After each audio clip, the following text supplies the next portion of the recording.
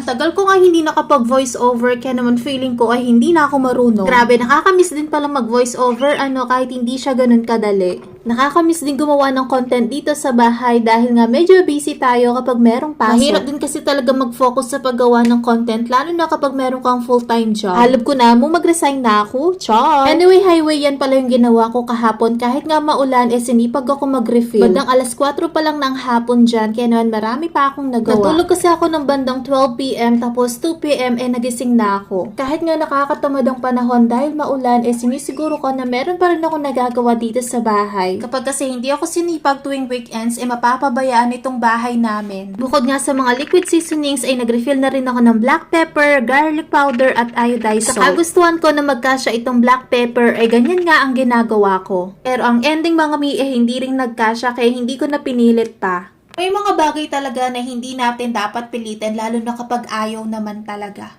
Hala, saan napunta ang voice over? Aminin nyo mga mi, mas masarap magluto kapag organize ang mga spices na ginagamit natin sa pagluluto. Hindi na natin kailangan maghanap ng kung ano-ano kasi easy to access na lang sila. Lalo na nga kapag meron na silang mga labels. Anyway, highway, patapos na ako sa pagre-refill dyan. Kaya naman samahan nyo muna akong i-organize ang mga yan dun sa mga pwesto nila. Gagawin ko sanang ASMR ang part na to kaso naririnig ang ingay ng anak ko. Bago ko ibalik ang mga yan, pinunasan ko muna yung floating shelves. Worth to buy din ng floating shelves na yan mga mi kasi solid wood talaga siya. Tignan nyo naman, ang bibigat ng mga nilagay ko dyan pero never yan nahulog dyan. Hanggang dito na muna. Babush! Don't forget to follow me. Thank you!